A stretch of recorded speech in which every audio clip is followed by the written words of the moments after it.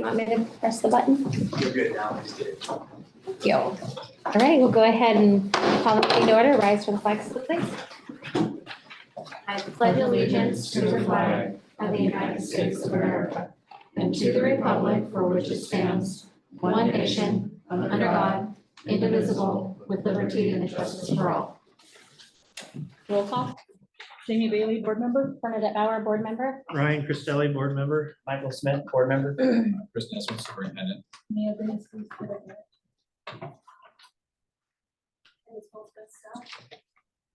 Jeff Rose, staff. Mark Keating, staff. Emily Andrew, basket coach. Ashley Stansel, basket coach. Marilyn Curl, staff. Lisa Arnold, staff. Eric Smith, staff. Krista Kershaw, staff. Lorianne Hanson. Rick Rabat. Ross Stormo. Sarah Heath. Okay, She's staff. Do I need to excuse her? no, she should be here tonight. Erica Stephanie in. I think she can. She cannot. Okay. All right, so go ahead. I'll move to excuse board member Stephanie Smith from tonight's meeting. I'll second that. There's been a motion made and seconded. Is there any discussion? All in favor? Aye. Opposed? Motion carries. Thank you. Okay, approval of board meeting minutes for October 25th, 2023. I'll move to approve the board meeting minutes from October 2023. I'll second- 2023? I'll second that. Sorry, I was looking for the date where to go. There's been a motion made and seconded. Is there any discussion? All in favor? Aye. Opposed? Motion carries. Consent agenda. I'll move for the approval of the consent agenda. Second. There's been a motion made and seconded. Is there any discussion? All in favor? Aye. Aye. Opposed? Motion carries. So we'll start out with our discussion items. Ms. Kershaw is presenting on CTE end of year report. Yes, ma'am.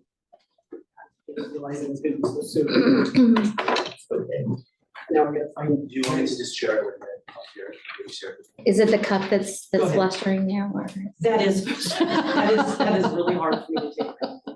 But your team is doing much better than mine, but I'm going for the Michigan, Rightfully so. rightfully so. Now you really got me to go along. Two fan nights you can get on.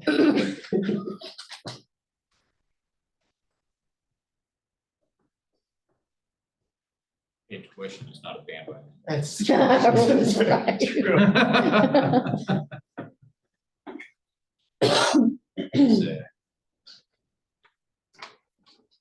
Eric, do you want me to share my screen? I already have it open.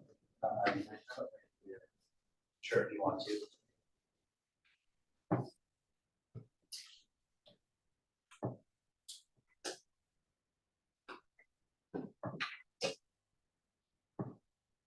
Sorry about that. So tonight I am presenting about CTE and the vision of where we've been and where we're going.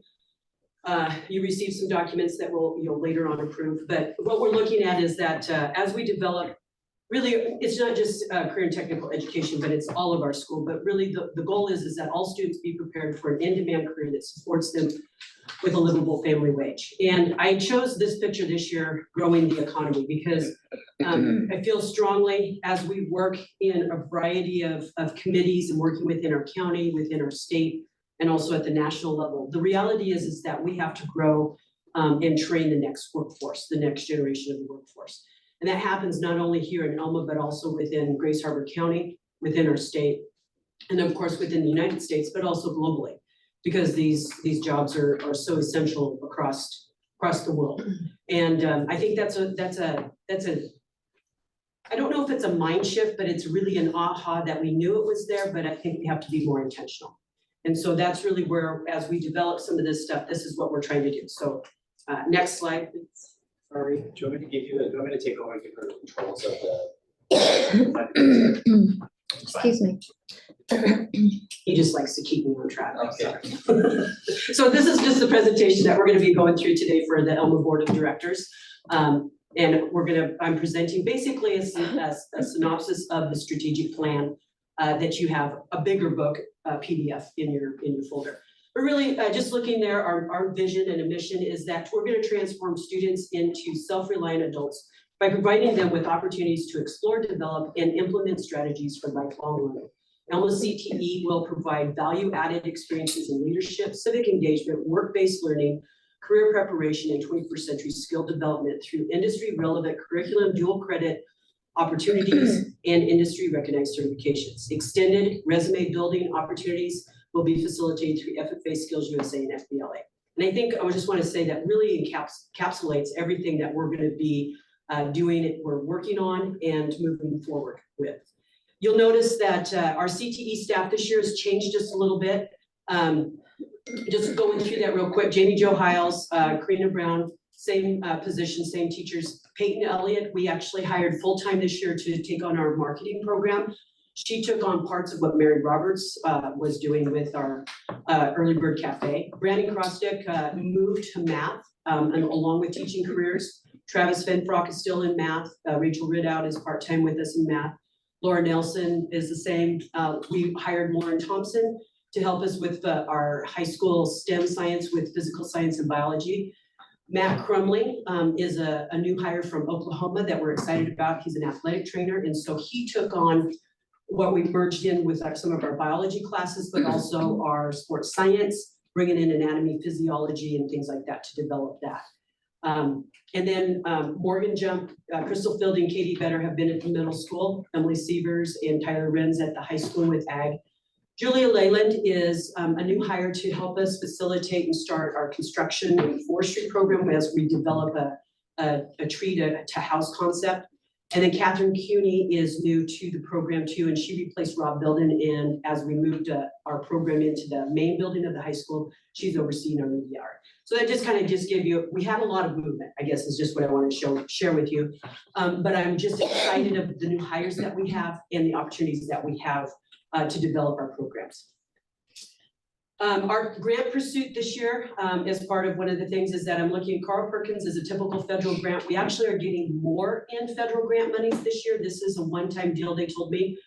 So it's roughly double. And then Core Plus, well, we use this, we go after this grant every year for consumables for our aerospace program just because the consumables are so expensive. I would like to pursue the career preparation and launch grant to create either or our allied health program or environmental science path, and I'll go more into that. And then our high demand grant to create, get curriculum for our fire science EMT career path and equipment. And then miscellaneous grants through FFA Skills USA to develop some of our programs like our school garden. And then through Ag Boosters, our collection of funds to do our ag co-op internships. Last year, we did secure almost $70,000 in grants that just helped us. We ended up, nothing really fancy, but we got some mini greenhouses. We did our consumables for our aerospace program. I think the biggest thing there is that our middle school program, our STEM program, our teachers, especially Katie Better and Crystal Fielding, along with Morgan Jump, but we were awarded the STEM Lighthouse Grant and award. And so we were recognized as a top middle school program for STEM. And that really emphasized what Crystal does with STEM art and engineering, along with Katie incorporating agriculture and the sciences within our ag co-op. So it was an award that we used to buy a miniature greenhouse and some robotics. Over the course of the past 8 years, we've captured about $928,000, and you'll see there we bought a lot of equipment. And there in red, you're going to see that we got kind of unique to this year. We purchased 2 mini greenhouses, assorted robotic kits. We did add drones. As you know, we had a policy for school board with that, and we competed at Skills USA with that. Kind of a big heavy lift was a new ventilation system in the Ag Mech shop. That wasn't necessarily through grants, but it was through CTE funds, and it was a hefty lift to get that done. Greenhouse recovered, and then the neat thing that we did through the previous year of ESSER funds was anatomy, physiology, Adamatch table, and what that is this digital table that actually has 4 cadavers that give their life to science, and inside there then it's pictures that you can basically go from top to organs to veins to muscles to skeleton, everything. And then it also has some animals in there for vet science, and it's something that we could use for forensic science along with our sports science program and A&P as we're building our allied health. So we're really excited about it. Our 2 new teachers, Lauren Thompson and Matt Crumbley, are just elated. The kids they're having fun with it. It's like an aha. And our hope is that once we get kids exposed to that, they're gonna find that anatomy physiology isn't that scary as they go into post-secondary, because they're gonna have it and get some more prepared for medical careers, forensics, all that. We also, through the work of Mary's efforts last year, Eagle Works we brought in a lot of money, almost $280,000 of earned money through work-based learning. Currently, right now, all this part of the program, I've taken on those duties as part of Mary's. So Peyton Elliott is taking on the marketing class, and then I'm taking on all these other duties. And so I'm hoping to keep these stats up, but I'm gonna be frank, I don't know if I can do the amazing job that Mary did. But she worked with a lot of different businesses. We had students be very successful. We had multiple guest speakers coming in with career, college, union, and military. We had different students compete in our virtual job interview event. Scrolling up. We also, she was instrumental in helping us get our 2nd cohort of apprentices. So you'll see there, this year we actually have 7 seniors, and we just started 1 junior to be part of our 2nd cohort of apprentices. And we are connected with 5 industry partners. So we're up 2 industry partners. We have Sierra Pacific, Bond Company, Capital Industrial, Pacific Ironworks, and Pacific Veneer with Willis Enterprises. Very exciting. And our 5 seniors from the 1st cohort are just getting done. And so we're having plans in January to have a celebration for them. And they'll be awarded their 2,000-hour journeyman card. So. Career college readiness, we continue to do some great things. I will just say, last year, I'm just gonna say, we get more normal. And so we really got back to where we could go out on tours and really get students out into the industry. So we work with Grays Harbor PUD in the substation, carpenters, sheet metals, union workers for a hands-on day. Clover Park Technical College, we went to their college and did all their different campuses for medical careers, from dentistry to histology. WSU School of Medicine, where we took kids across the state to be on their campus. Local industry tours for our apprentices. You'll see we brought back our Career Connection Day with industry tours in Grays Harbor College with 10th graders. Seniors, again, got to get back on track experiencing OCCU Reality Fair. We got the Take Flight Career Connection Fair, and we actually had more than 40 vendors and colleges, and we took all high school students through it. It's a little interesting with the freshmen, but it's a work in progress, and we were excited to give them that opportunity. We also had STEM Day for our district staff. This was a huge lift, but an amazing opportunity where we had 5 different industries: Port Blakely, Bond Company, Summit Pacific Medical Center, Briggs Nursery, and did I say Sierra Pacific? Yes, thank you, Sierra Pacific. But all district staff in the summertime went on industry tours. And then we also did our apprenticeship signing celebration. So I think we did an amazing job and continue to have great connections with college and industry partners. We also continued Ag Co-op in our Ag arena. You'll see that we have the Summer Ag Co-op along with our supervised agricultural experiences, where students are making money and getting important skills. And our garden continues to grow. And we are, just so you know, part of kind of the Blue Zone initiative. They've been working with us and like the program that we have. Life skills, don't know if you knew this, but we, CTE hosts the Spanish night that we do, where we brought in Aztec dancers and things like that, and Karina connects that with her Spanish communications class. We work with WSU School of Medicine to bring in a youth addiction and mental health night. We're gonna do it again this year. Last year was over with marijuana. This year it's gonna be with fentanyl. And then we also had a STEM family night for middle school and high school, CTSO Winter Festival, which is just for our leadership programs for our kids. Health Science Capstone Fair, where again, we work with WSU School of Medicine at Summit Pacific. Babysitter Club, WSU Extension Service. This was fun where we actually have WSU works with our teachers and we use the foods lab and create smart foods.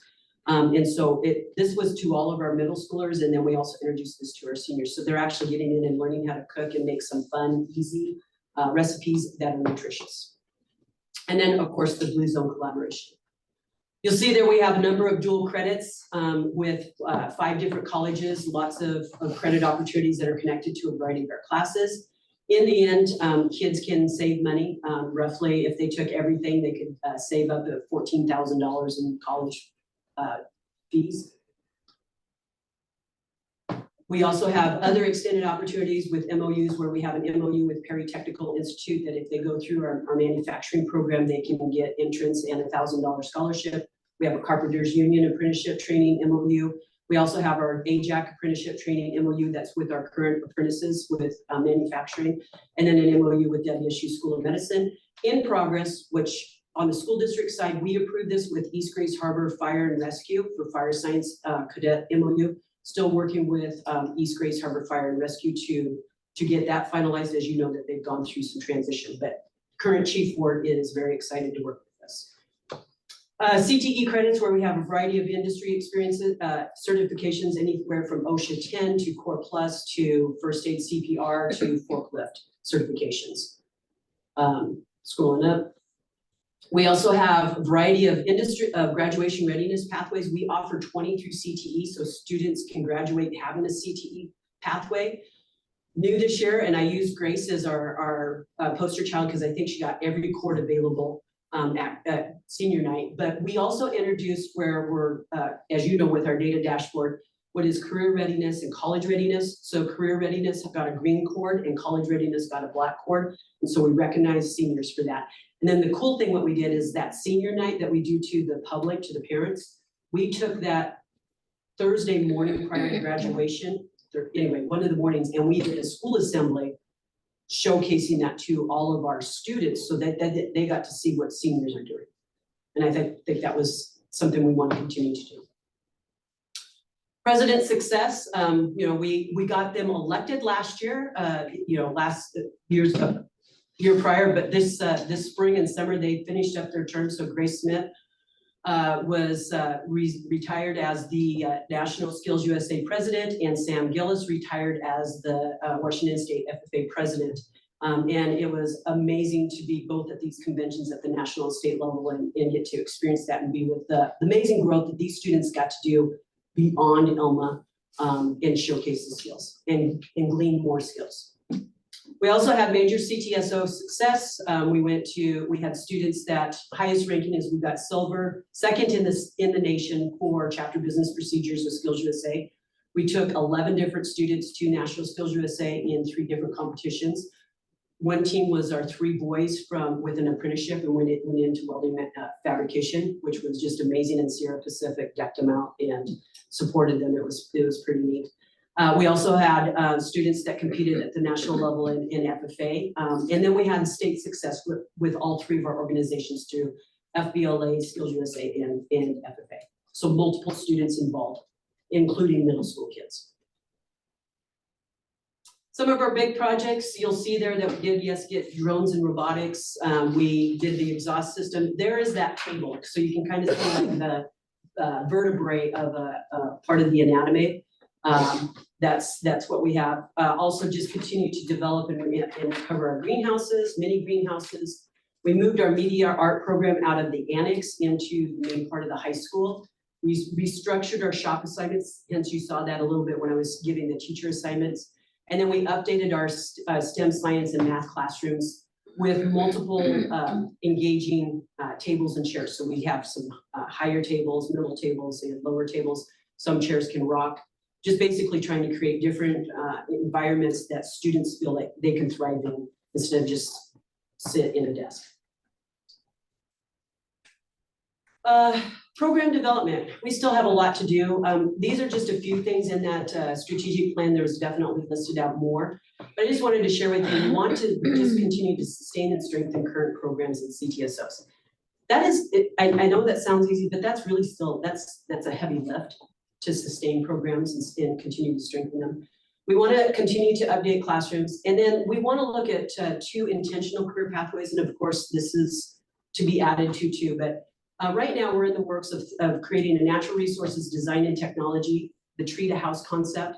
That's where I would like to use the grant money to potentially buy simulators. Working in the forestry industry and even in construction is like simulators and working with equipment. The robotics, the drones are going to come in handy with that.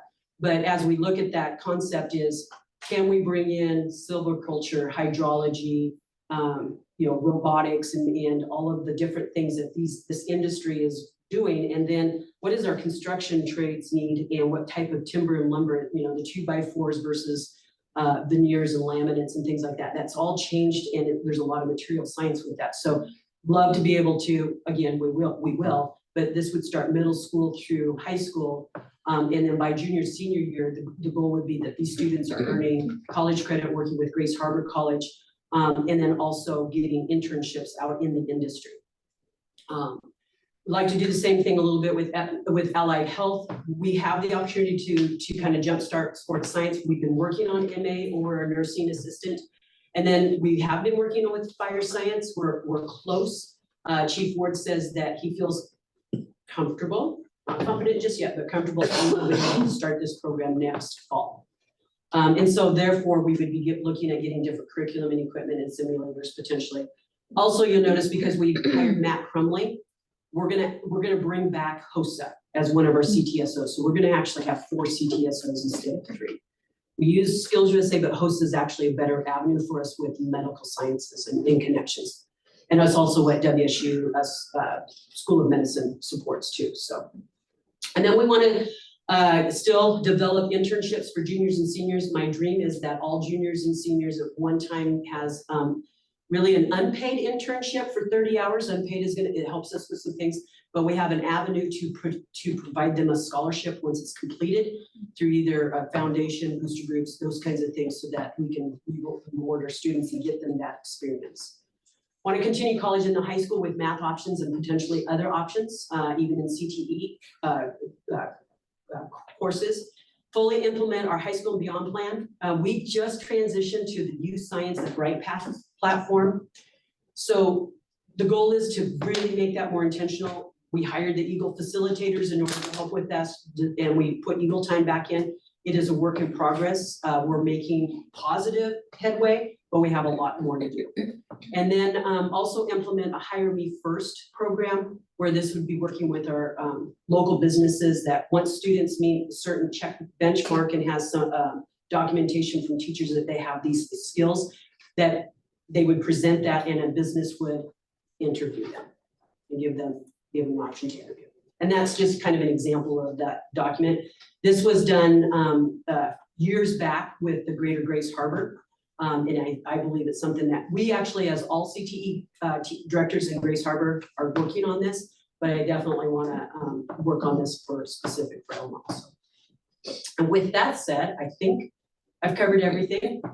Thank you. At any time, if you want to come and tour and look at some of the great things we're doing, please feel free to do that. Even people in the audience. Okay? Thank you. Thanks, Chris. Thank you. I tried to get through that. Okay, moving on to data dashboard. We'll have Mr. Nesmith present. Currently, we have our district strategic plan is broken down for community facing. Some of the areas that we're breaking down is early learning, on making sure that we're identifying kindergarten rating standards, break those standards into a student-centered format, building partnerships with early learning programs, and then making sure that we have a kind of an objective platform to push out. I think Mr. Scroggins presented last year on our work in early learning, on how we can get students where they're not behind before they show up to school. We can make resounding impact for students for the length of their time with Elma. Our other initiatives are our mastery-based learning work, on making sure that we have a mapped out area where we've mapped out all of our academic standards, K through 12, and how we can get our students to standard career and college readiness. You heard a lot about Christy's presentation tonight. It's identifying our post-secondary pathways, where our students want to go, make sure that we have dual credit that's aligned to where our students want to be. Build a dual credit pathway for students on those transition points, and ensure that our students are earning. We want a 12 credit minimum transition point, and then we're removing student drift. I think last year we had like a 30% FAFSA filing rate. You know, that's 20% lower than where we want to be. That's 20% again, that's 20% lower than state average. So for students deciding not to have the fiscal resources to pursue post-secondary education, definitely not going to make their way into that post-secondary education. Our social emotional learning work and our universal design learning work. Again, we restructure our district mission, vision, and statement, mission and vision that we're preparing all students for post-secondary. Together we empower Elma Eagles to reach new heights, fostering a culture of excellence, belonging, and lifelong learning in our community. So what does this look like? I sent you a draft where the data is becoming compiled. A second.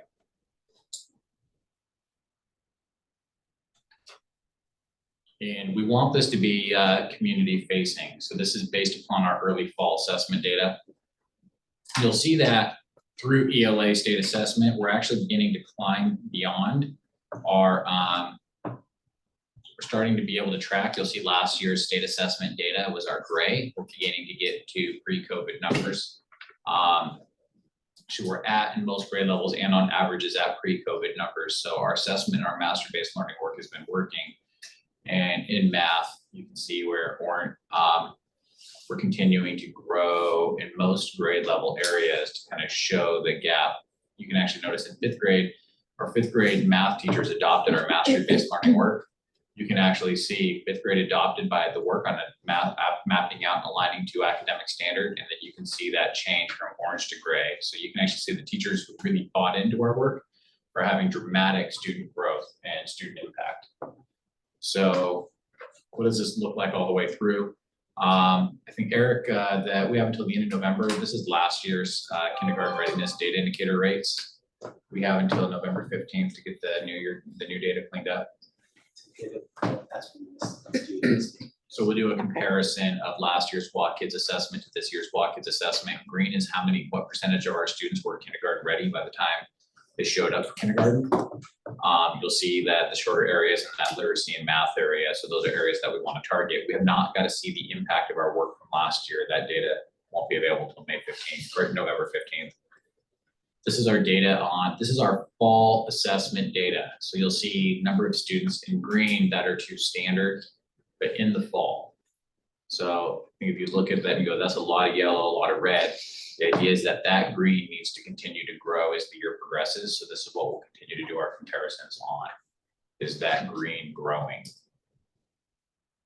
What I kind of want looking for feedback on, and this is in your board packet, if you can get this to me, is I want to take this format. This is our career and college readiness rate. You'll notice we have 13.3% of our Alma graduates are actually meeting the benchmark for university admission, right, for our career and college readiness rate. So 48% of our 12th graders have above a 2.8 GPA. Well, that's minimum admission requirement. So what are we going to do to raise the GPA, align the academic standard, and really kind of close that continuity so our students can move on with that post-secondary education? We have math proficiency, students passing Algebra 2, about 30.38% of our 12th graders are beyond Algebra 2 currently. This is today's numbers. So students that are in that Algebra 2. So again, that is that minimum CATER benchmark, university admissions requirements. I don't know what CATER stands for, but it stands for university admissions. But what are we going to do to close those numbers?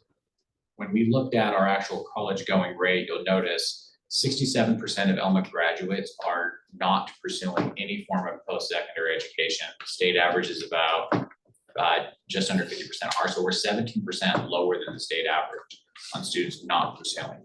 So we feel that if our goal is to prepare students for a successful, meaningful life. And then higher, we're 17% higher. Well, I'm. Which end are you looking at flipping? Okay. I'm flipping it upside down. Okay. So we're 17% mean. Yeah, So I guess I get higher you. in a bad way. 67% of our Right. students are not pursuing, Right. which is 17%. The not rate is higher than the rest of the state. We do not want to be 17% higher than the rest of the Correct. state on that rate. Again, if we're committed to preparing Elma graduates for a successful and meaningful life, then we need to continue to close that number of students not pursuing.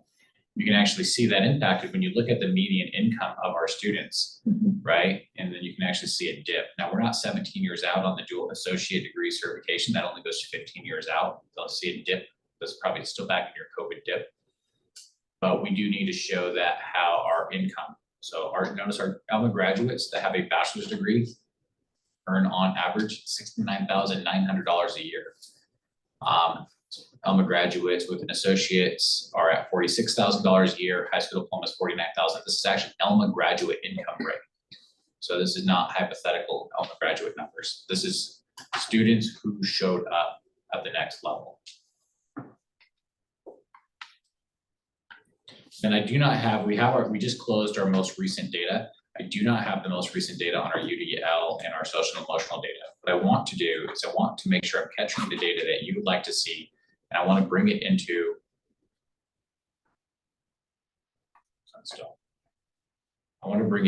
this format. So we have a public facing data book. So our community can see how we're doing and our community can respond to how we're doing. So our community will be able to see where our students are aligning to student level achievement. So I'm looking for feedback before we send this off to have it public facing. I'm going to have it put in this format here. So you can see our strategic plan goals, but our strategic plan goals with the data aligned to our progress on those strategic plan goals. And then this would be just available for the public at any time on our website, all the places easily accessible. All the places. Right. The idea is that we'd be putting it out to hopefully 3 times a year. So that way it's consistently being updated. So we can have a fall, and then we'll have a Yeah. spring, and then it'll be public facing on where our progress is on students meeting standard and being, and our goal is to close that number. So we want our community to see this is where we are, and then this is where we're going.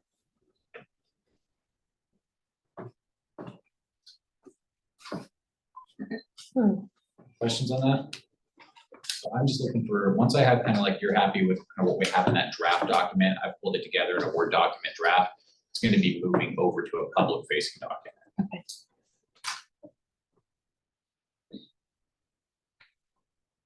I think we can all look it over and then just give you a thumbs up or additions or whatever, just through email. Is that fine? Perfect. Okay. I think just an ability so we can, it represents where the board's trying to go and where we're trying to go. Yeah. So I want to feel like what's in the best interest of our community is our community. This is what we're doing. This is what we're doing for your kids. Truly. Okay. Anybody else have any questions? Okay, well, you're still up. So next on the agenda here is replacement of the EP&O levy presentation.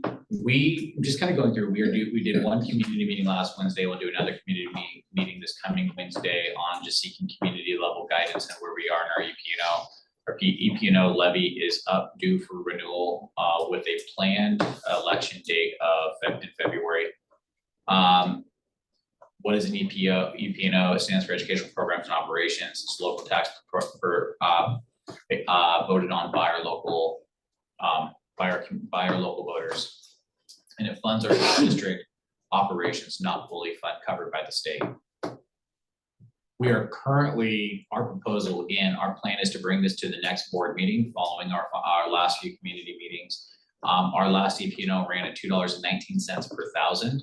Again, that is an estimated dollar value. We run the EP&O at a whole dollar rate, and then we have an estimated cost per thousand that will translate back out. And then we collect off of that, and then we have to modify.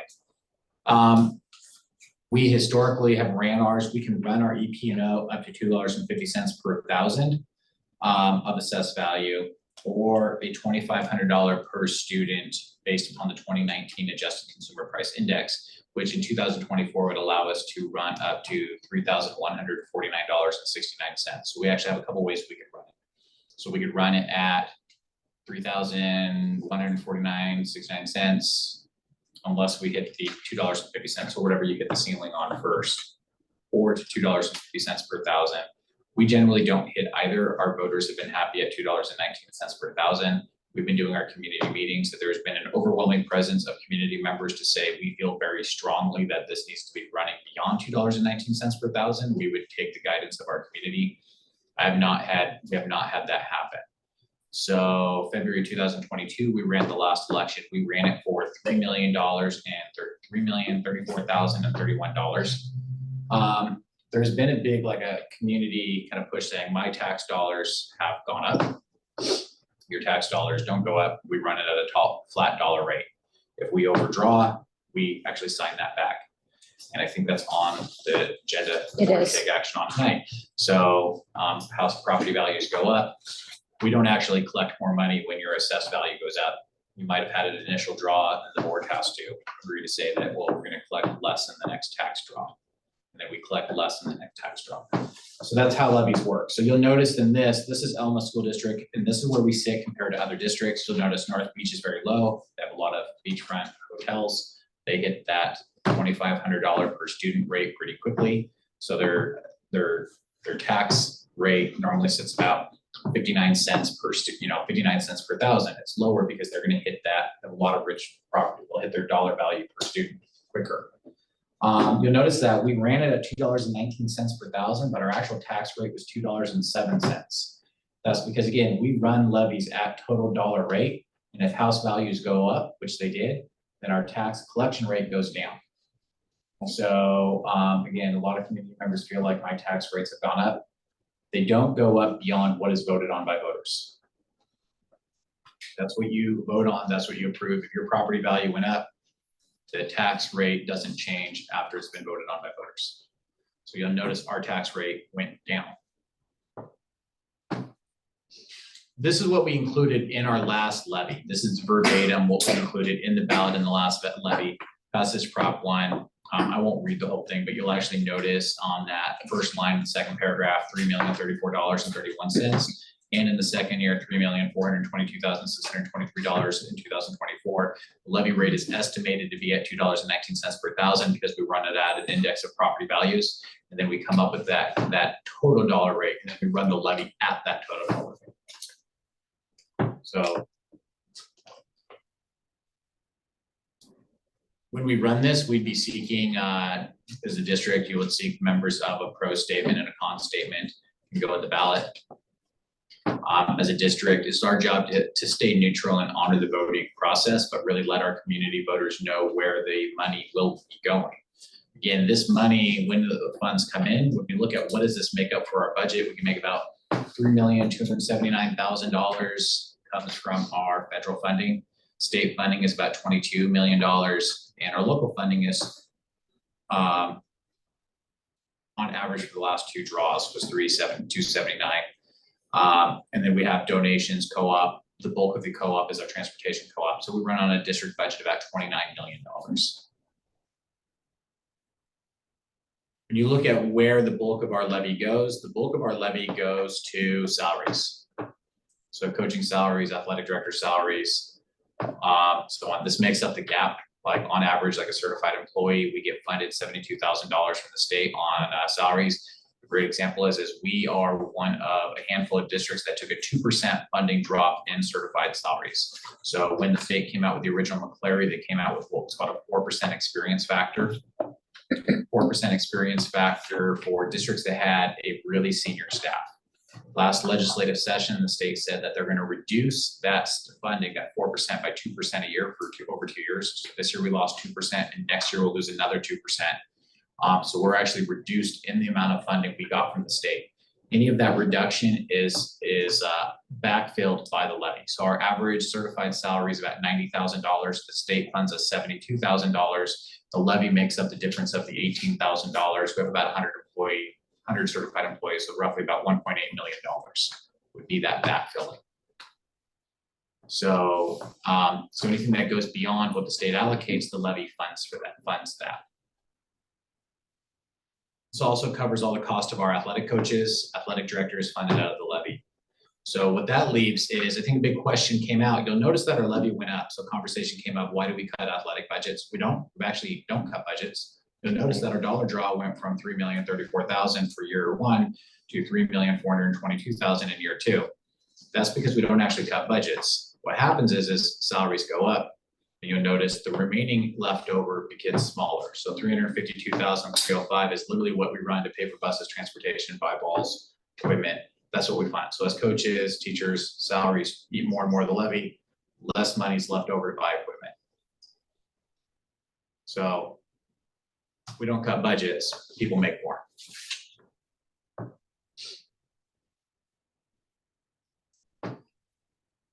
We are looking at a February 13th, 2024 levy. You'll notice we don't say vote yes or vote no, we just say vote. That is intentional.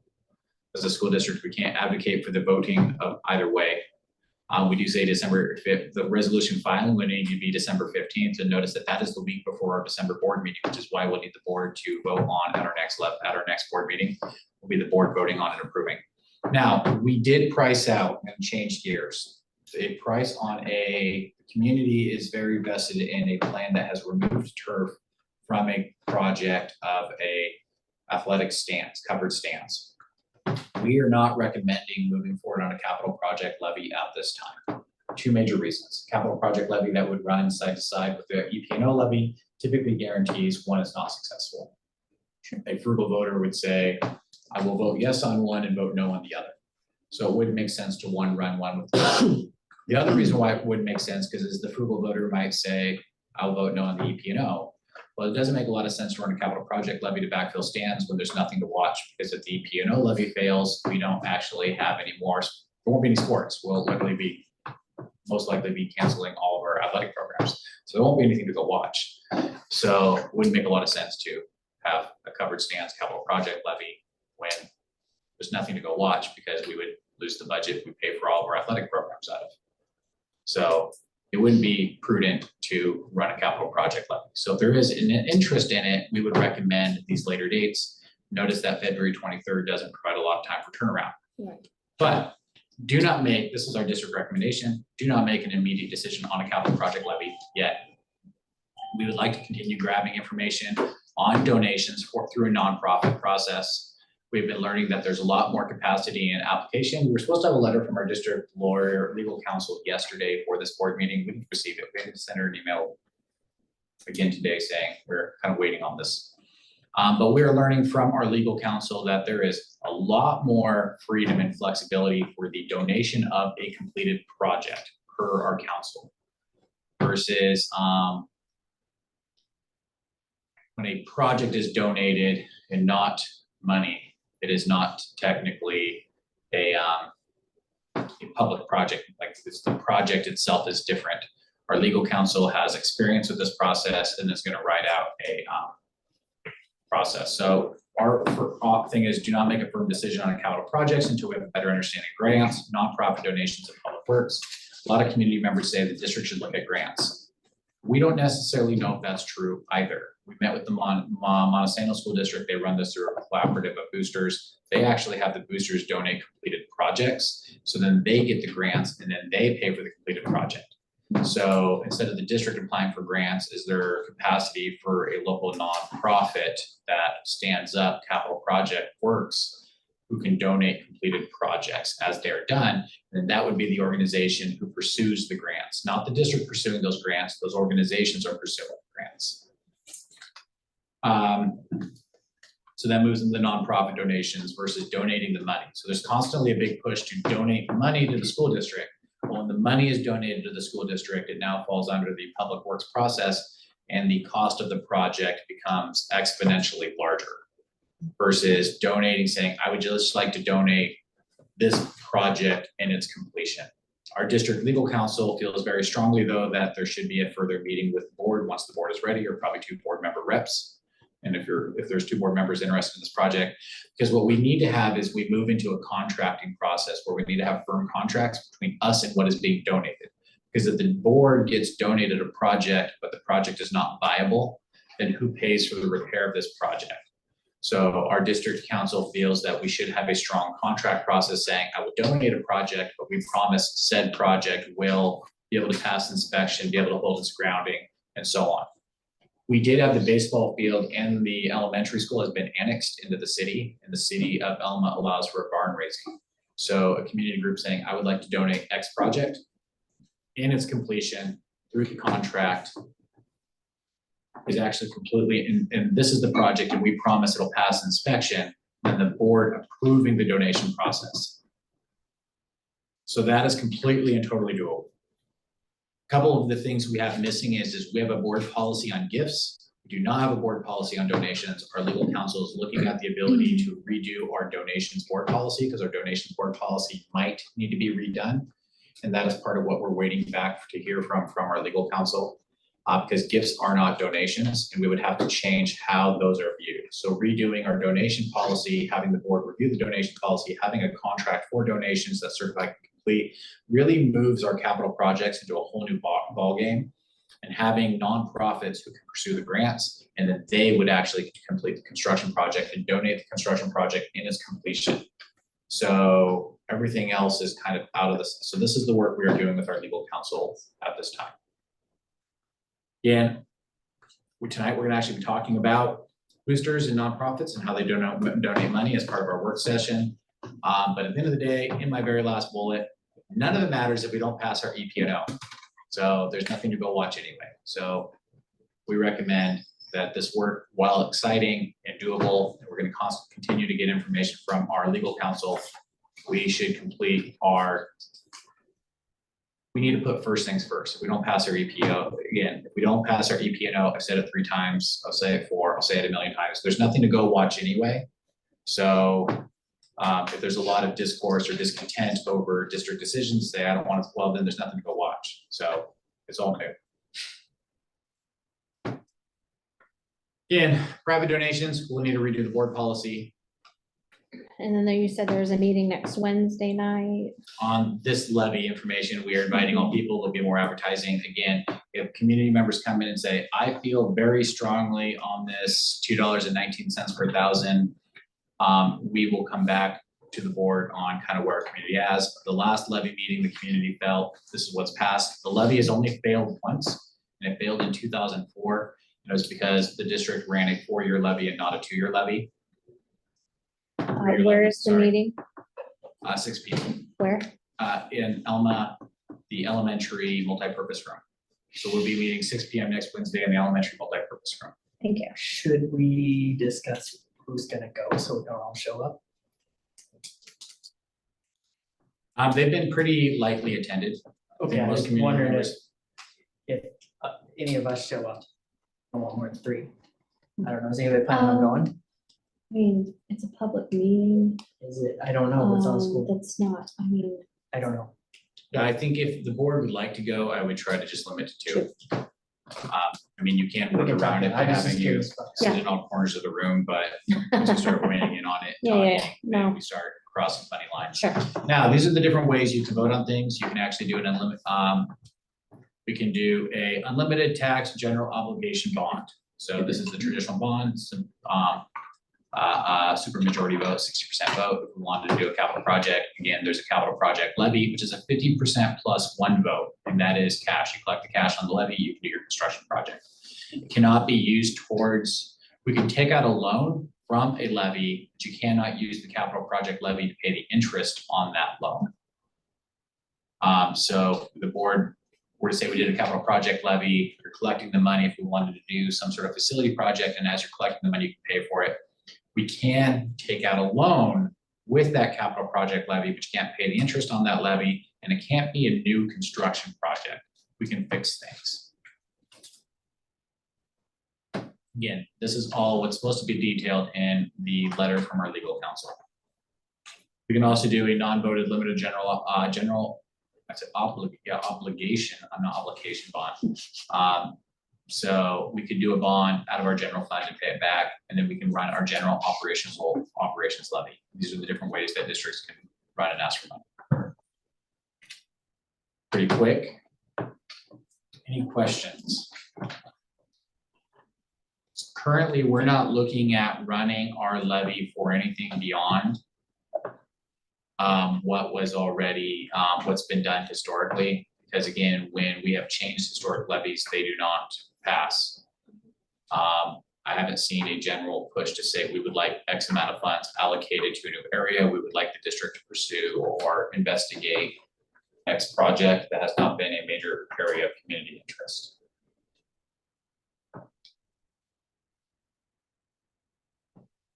Any good questions? Okay. next Wednesday. 15th. Okay, communications and comments. Have anybody from ETO? EESP? Sorry. ECOPA? Admin? Any persons to be heard?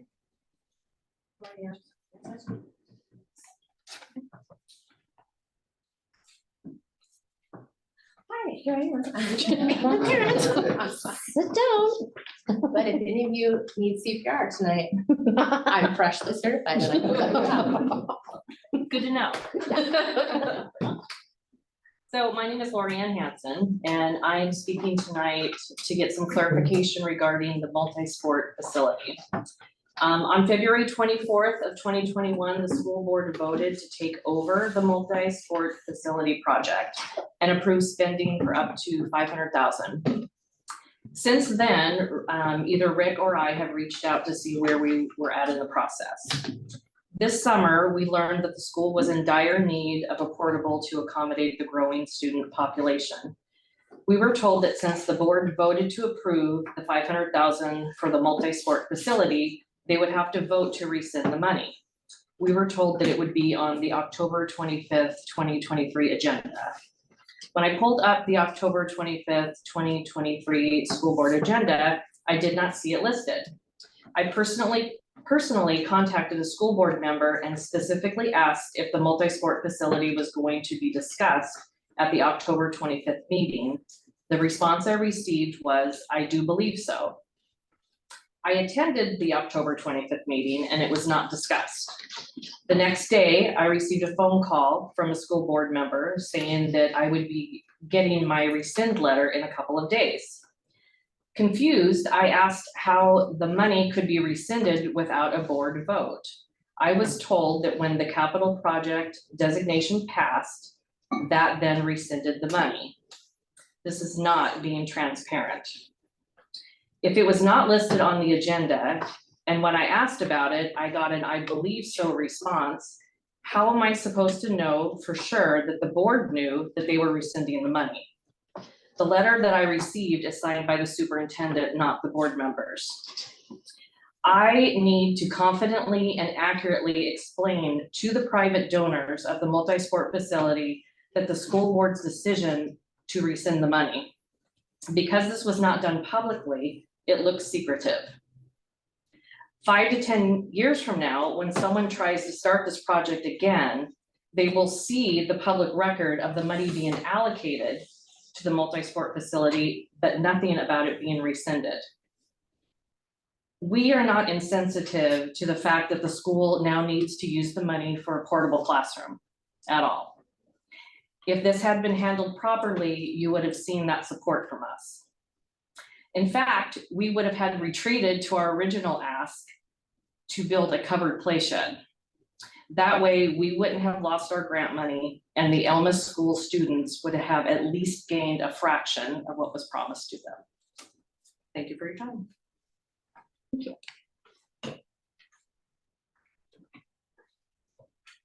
Okay, unfinished business.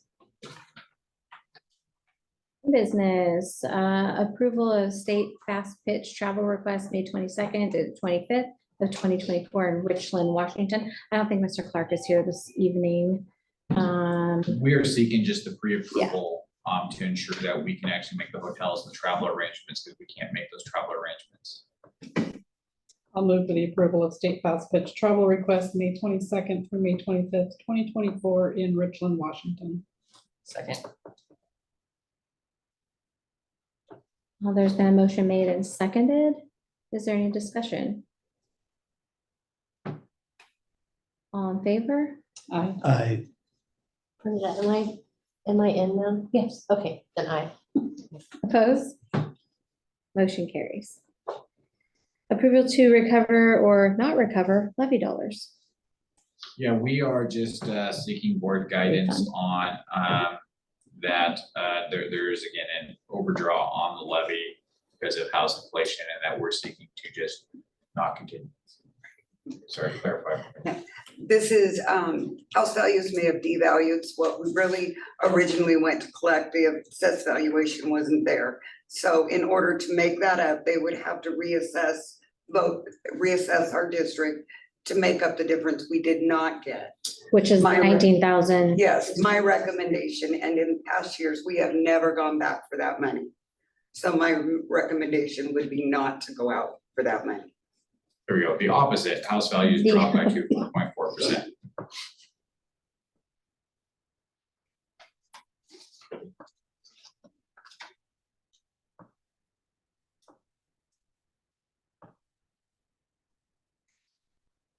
So would we be approving I- one or the other? Is Yeah. that- Yes. Okay, Yeah. all right. Yes. I'll move for the approval to not recover levy dollars. Second. Okay.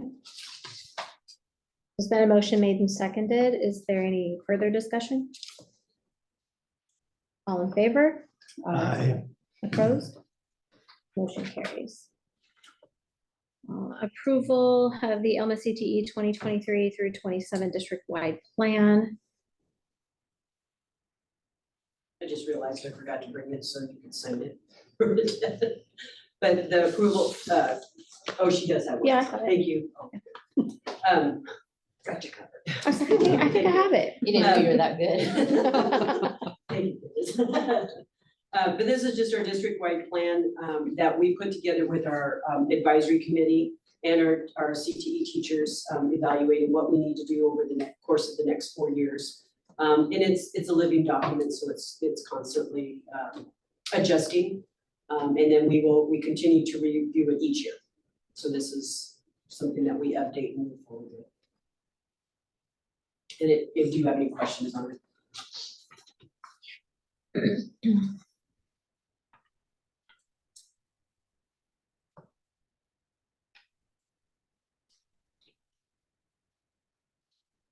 And just so the odd thing on this one is that our advisory actually approves it in the spring. So last spring it was approved by them, but we're not bringing it to the school board for, usually I used to do this all in July, but so it's a little off with it. And you said this is all developed in the advisory meetings. Yes. So usually how we do it, we just started it this fall. We took this document, started looking at it this fall to start having conversations now in our winter advisory to see what else we wanted to do and then just to begin in the spring for the following. So it's just a constant rotation.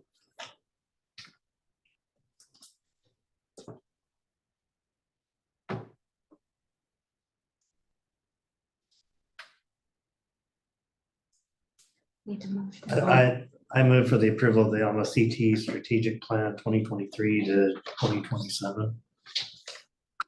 Oh, Oh, wait, sorry, the district-wide plan, sorry. I'll second. It's been a motion made and seconded.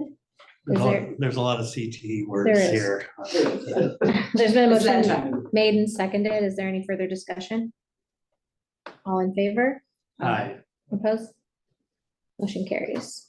Approval to pursue grants for CTE 23 through 24. This is for the Carl Perkins. I think it's listed on everybody's agenda.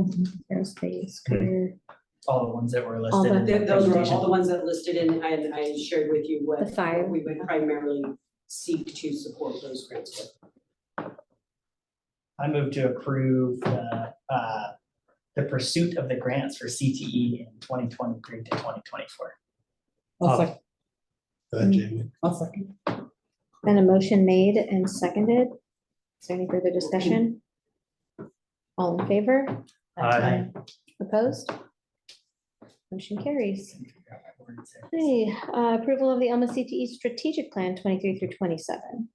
Essentially, this is just the document, I gave the presentation, a glimpse of the 25-page document that just lays out all of the things that we are doing within our CTE program with our dual credits, our graduation pathways, yada, yada, yada. Now I'll move for the approval of the Alma CT strategic plans 2023 to 2027. Second? And a motion made and seconded. Is there any discussion? All in favor? Aye. Opposed? Motion carries. Approval of superintendent evaluation criteria. I have that attached within the document following.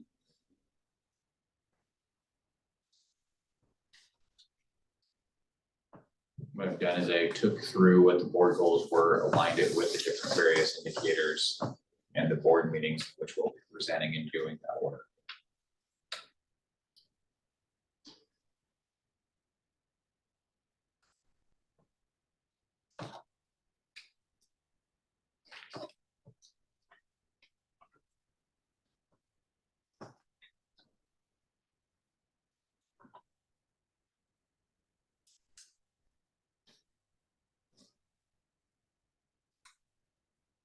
I'll move for the approval of the superintendent evaluation criteria. I'll second it. It's been a motion made and seconded. Is there any discussion? All in favor? Aye. Opposed? Motion carries. Approval to adopt policy 2230, transition to kindergarten program. This is a policy to support our TK program that was recently brought to us from WASDA from legislation in July.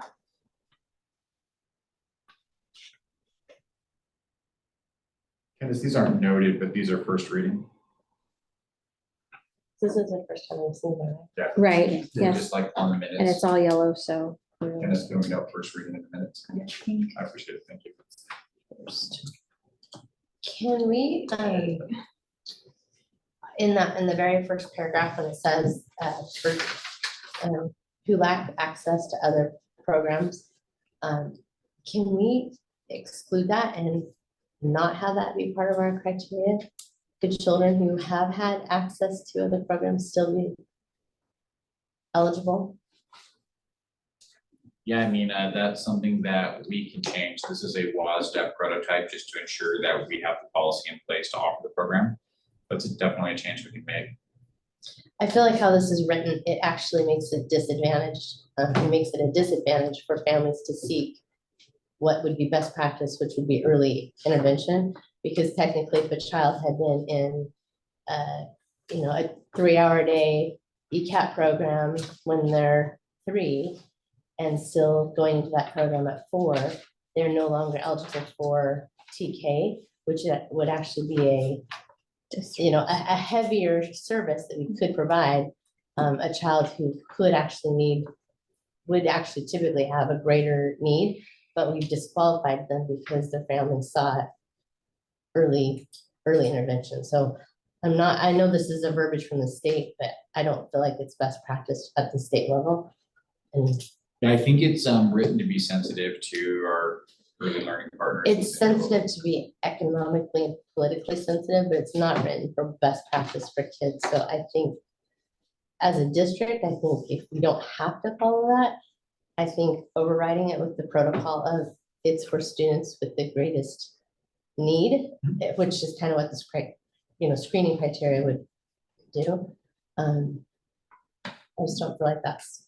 What makes it very, very easy to take your guidance on is you directly connected to the early learning providers. Well, So, it's just that it's so wishy-washy. I mean, it says, and other early learning group settings. I mean, technically could mean that if a family participated in, a play group that is part of, the state has early learning play groups for families that are, need some extra supports and interventions. Technically, that is a play group, early learning group. So I think it really rules out who we'd actually want to have access to the program. Would it be behoove us to kind of pull the first vote and kind of do a deeper dive on the WASDA prototype? So I'm okay with that, so if we can do that as well. I'm sorry, to do what? Kind of go back through and kind of dig through it on a little bit more of a fine tooth level. To not have this as a first reading. Yeah, I mean, I'm not in favor of this as a policy, as a board, but if I wear my other hat, I'm not in favor of it either, so I would like that. We're so good with that. It's Okay. That's why I said I think we were looking at just to make sure that we're supporting our TK program as we're up and going, that we Right. wanted to be in alignment with the WASDA prototype. So I think we can maybe seek a motion to table this and review Mhm. first reading at our next board meeting. Okay, Okay. I'll move to table this and review it at our next board meeting. Is that right? Okay, Could have left it open-ended, but that works too. I'll second it. okay. and a motion made and seconded. Is there any further discussion? All in favor? I, Opposed? Motion carries. Discussion and approval of policy 2411, certificate of educational competency, first reading. This brings us in alignment with RCW 28A 645.010. Just seeking to bring in alignment, especially in regards to our Open Doors program that is currently offering the high school equivalency certificates.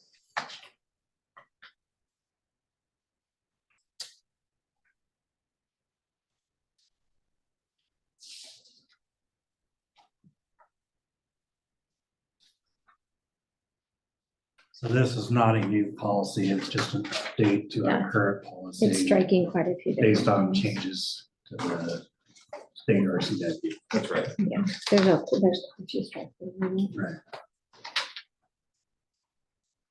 This whole first part is new. Looked at the whole policy, all it had was this section down here, it's not in yellow. And the struck out section. Right. Right. Like, it started here, struck all this, and this was the old one, so everything that was.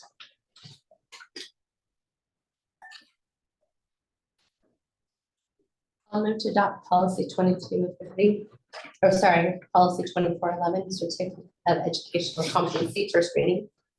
I'll second that. It's been a motion made and seconded. Is there any further discussion? All in favor? I, Opposed? Motion carries. Discussion and approval of policy 3231, student records, first reading. This is just also bringing us to alignment of RCW 902-100, reproductive privacy public policy, just bringing us into alignment with the updated RCW from the last legislative session.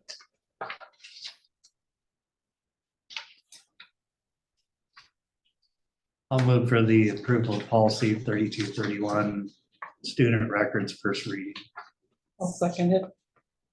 It's been a motion made and seconded. Is there any discussion? All in favor? I, Opposed? Motion carries. Okay, finally, discussion and approval of policy 3421, child abuse and neglect, first reading. This is just another WASDA prototype update on bringing us into alignment with updated RCWs in regards to child abuse and neglect. So RCW 28A 400 317, physical abuse or sexual misconduct laws.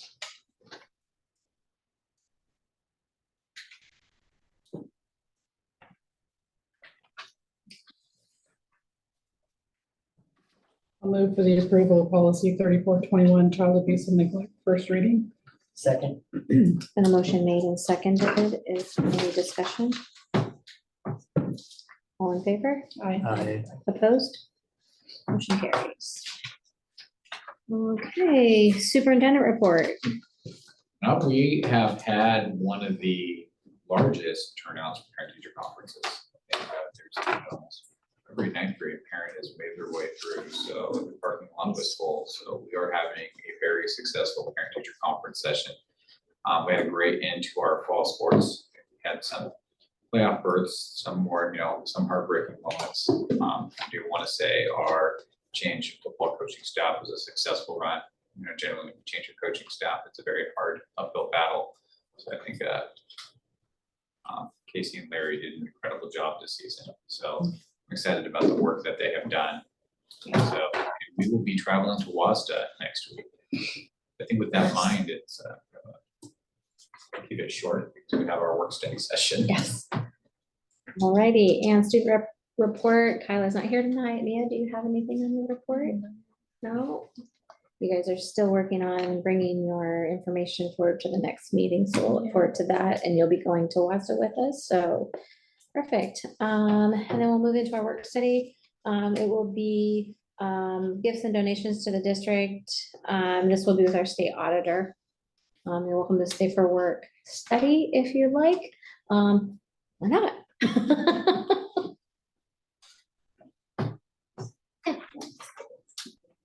Okay. So how does this work? Do I have to come up and present to you? Sit right here if you'd like. Just cozy Wherever up. you're comfortable.